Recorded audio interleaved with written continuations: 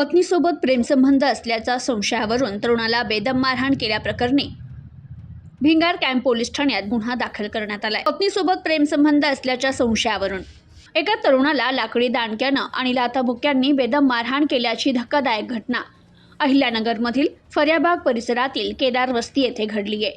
तर या प्रकरणी भिंगार कॅम्प पोलीस ठाण्यात तिघांविरुद्ध गुन्हा दाखल करण्यात आलाय। सनी सुधाकर केदारे या 30 वर्षीय मजुरानं याबाबत फिर्याद दिली आहे। मिळालेल्या माहितीनुसार फिर्यादी सनी केदारे हे केदार वस्ती भागात वास्तव्यास आहे। रविवारी मध्यरात्री आरोपी सुहास शिंदे, संदेश शिंदे आणि अनुग्रह शिंदे यांनी सनी यांना गाठलं। यावेळी सुहास शिंदे यानं सनीच्या चारित्र्यावर संशय घेत वादावादी केली। रागाच्या भरात सुहासनं लाकडी दांडक्यानं सनीच्या डोक्यात प्रहार केला, तर संदेश आणि अनुग्रह या दोघांनी त्यांना लाथाबुक्क्यानं तुडवलं। मारहाण करत आरोपींनी सनी यांना जीवे मारण्याची धमकी दिली। रक्ताच्या थरोळ्यात पडलेल्या सनी यांना तातडीनं जिल्हा शासकीय रुग्णालयात उपचारासाठी दाखल करण्यात आलं। या घटनेनं खळबळ उडाली असून पोलिसांनी तात्काळ विविध कलमान्वये संबंधित आरोपींविरुद्ध गुन्हा दाखल केलाय।